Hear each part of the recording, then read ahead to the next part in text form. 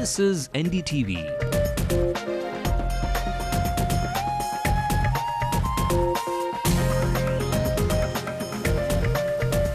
And you're watching NDTV Hindu.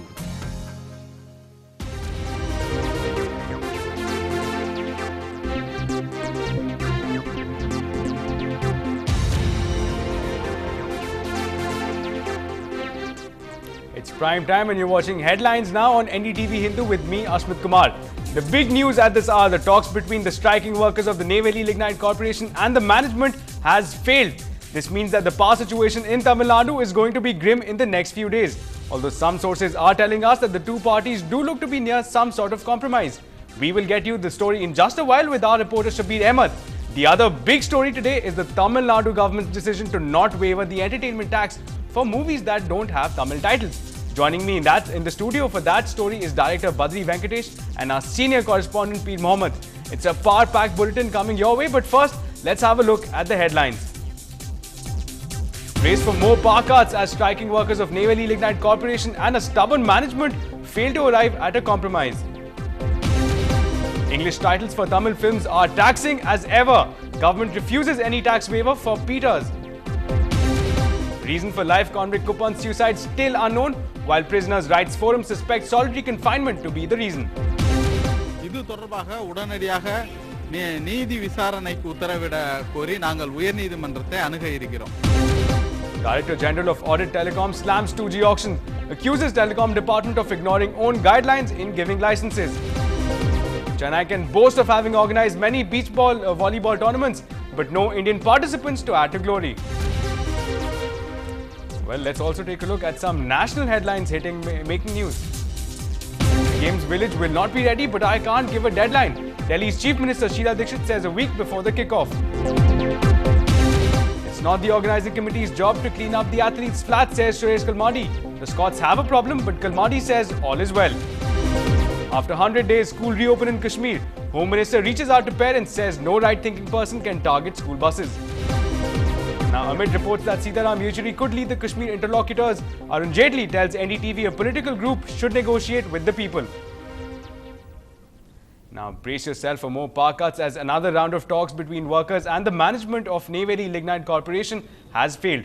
This was the sixth round of talks that the management held with the striking workers who are demanding higher wages amongst other things. Unions are dissatisfied that the NLC management is not committing itself to the demands of workers. But the NLC DGM tells NDTV Hindu that there is an improvement in the talks and in principle, NLC management has agreed to the hike in their wages. NLC DGM says the strike will be withdrawn in 1 or 2 days and there is some improvement. Now, for more on this, we are joined live by our reporter Shabir Ahmed. Now, Shabir, we are seeing another failed talks, but are there any positives that we can perhaps take out of today's sessions? Well, in principle, the NLC management has admitted and NLC management has agreed that they are ready to hike the wages of the workers, but definitely the unions say that they have not committed anything in return, or it is just an oral assurance, but in principle the NLC management says that they have agreed, and they also do tell us that in today's talks there was some kind of progress, and with next round of talks things will be finalized and the agitation will be withdrawn in a day or two. That is what the NLC management is hopeful, but for the workers, for the unions who are protesting for the past 8 days, it is a disappointment, yet another disappointment for them, because they say that they have only accepted to one demand. In fact, these protesting workers say that they have a 10-point agenda and they wanted the NLC management to accept all those 10 demands, and that is why they have been protesting for a very long time.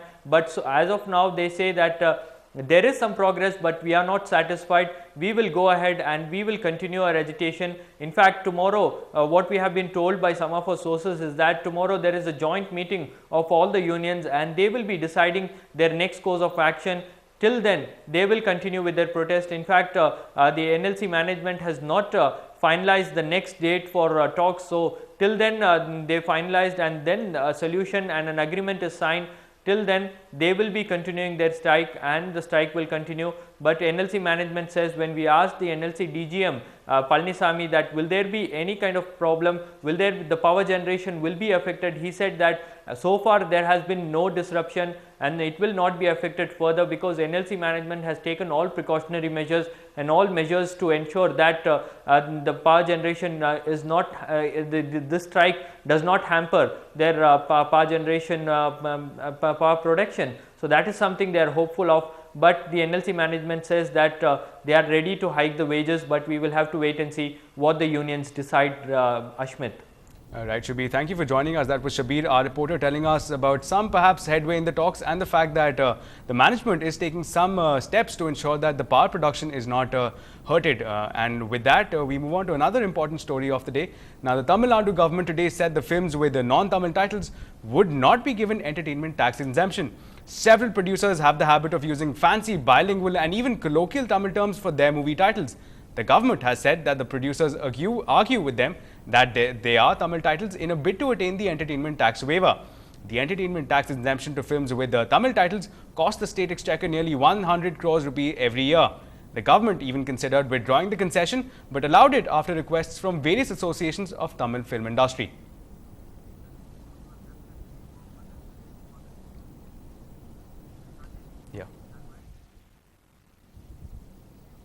Now, to talk more about this burning issue right now, we are joined in the studio by film director Mr. Badri Venkatesh, and we'll also be joined by our reporter Peer Mohammed, who's been covering the issue. And we'll start off first with a question directed at Mr. Badri Venkatesh. Sir, now this is one issue about which we've seen a certain amount of debate. Which side of the fence do you sit on? I'm totally with the government side. The government is quite right in first giving the, if you call it soap, it's a soap. See, when a government tries to preserve a tiger, or when the government tries to preserve a national monument, right, all of us don't have any problem. When the government tries to preserve the much needed or the much important language, I don't know why should somebody have a debate on that at all. Government is quite right. It is a nice way by which the younger generations, right, a lot of people can know new Tamil words, and the spirit, the Tamil spirit can be beautifully ignited. So essentially you feel that you are really positive about this move, in that when we are willing to shell out so much money for tigers, why not the language? But here let me put to you one argument that is the first one that comes to many people's mind, is that what about perhaps the financial losses that one has to incur? Like, for instance, it is estimated that the state exchequer loses to the tune of somewhere about 100 crores. So is that a concern? No, the same answer what I'd like to repeat it. See, why is the question, the exchequer is losing about 100 crores, that is what you are trying to say. But language is much, much more important than so many things in life. Okay. When the government can try to fund so many things, protect so many things, why is this question comes when somebody is trying to protect the language alone? Right, so we'll take it from there. So our Mr. Venkatesh definitely believes that 100 crores is definitely a small sum when trying to save the language. And again, to get some more clarity on this government's latest move with regard to the Tamil film industry, we'll go across to our reporter who is joining us live from the newsroom. Now, Peer, can you tell us in greater detail about the decision that has been taken today and the likely impact on the film industry? Yes, Ashmit, the government has clearly said that Tamil film producers cannot have off Tamil titles or off English titles and claim for this tax exemption. This is a clear warning from the government that we will strictly follow only those films which have clear Tamil titles, pure Tamil titles will be entitled for this entertainment tax waiver. And the government has said time and again several films are filmed like off English, like for example Boss Engira Bhaskar, and Boss is a clear English word, and they have availed tax exemptions arguing that it's a name, and they have availed tax exemption. So this won't be allowed for any further. Right, Peer, we get the idea. We'll come back to you, Peer. Stay with us in just a while, but let's also take a look at some of the controversial film titles which have been brought into attention with this move by the government, and some of them include Boss A Bhaskaran, we got Bark Water Cutting, Chiku Buku, Guru Shishyan, Bale Pandian, Moscow in Kaveri, and Vande Mataram. Now, those are the titles, the film titles which have been brought into attention. And again, we'll go again back to Peer. Now, Peer, you were telling us about the government's move here. Now, to view it from a different perspective, can we see this as perhaps a pleasing tactic, a vote bank tactic, which is being employed by the government? Yes, Ashmit, in Tamil Nadu, the politics is always closely related to its film industry. We have two chief ministers coming from the film industry. Also, our chief minister, present chief minister, is known for his script writing talent. And without film industry support, there is a notion that without film industry support, no government can win the public support. That is one reason. As soon as the DMK came into power in 2006 with about 96 MLAs, which is a minority, with the support of the Congress, they formed the government and they needed to please the film industry. That is why these SOPs were introduced in the first place. Particularly, the industry was in bad shape at that time, so they introduced these SOPs and they got the support of the industry by introducing such concessions, Ashmit. Right, Peer. So perhaps that's another way of looking at it, as Peer has shown us, that perhaps it's a way to gain some favor with the film industry. So do you look at it that way? Do you think it's actually maybe the government is trying to have the film industry being favorably disposed to the government? Two things. First, I'm a very apolitical guy, and one word which I didn't like in the report, whatever your news to him was saying, it is not a warning. Why should everybody take it as a warning? Okay. It is not a warning. See, there was a rule which has come, okay, and the government is giving a stance, making it very clear. I don't know why should it be taken in a very negative spirit. Right. The government is just making clarity that there are always laws which come, and there are always riders which come, and there are things which come to make the laws more clearer.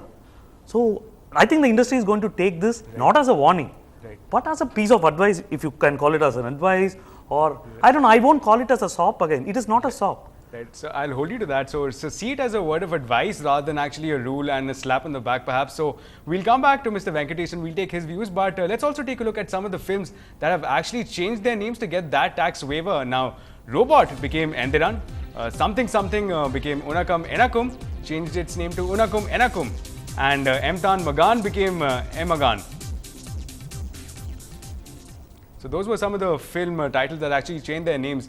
To talk about this, sir, in the context of perhaps the financial incentive it is being given. Now, we talk about promotion of culture, but do you feel that promotion of culture by luring people away through money is the right way to promote culture?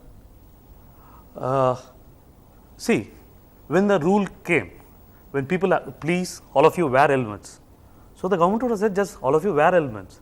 Why did they have a rule so that if you're going to not wear the helmet, you're going to be fined? Why did the money point came inside that? Okay. So none of us questioned that particular thing. So would you call this positive discrimination perhaps? Where there are perhaps positive connotations and some amount of legal backing is being given to the issue? Absolutely. See, for the next 15 years or 10 years, when there is a financial backup to this entire thing, the filmmakers are going to start naming the thing in Tamil. After 15 years, I think this will become a part of our general thing that, okay, you name a film in Tamil, it's going to be in Tamil.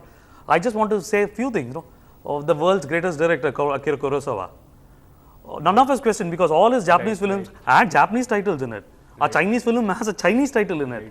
And the question never comes, when somebody is asking us to have a Tamil title, we will have it. It's so nice to have a Tamil title. Right, Mr. Venkatesh. That was some insight by Mr. Venkatesh from the film industry. So thank you so much for joining us. And of course, Peer, who gave us some more insight about the decision and the likely impact. So that was again about to do a broad analysis. Mr. Venkatesh believes that it's somewhat of a positive discrimination with a slight positive, with perhaps financial incentive there.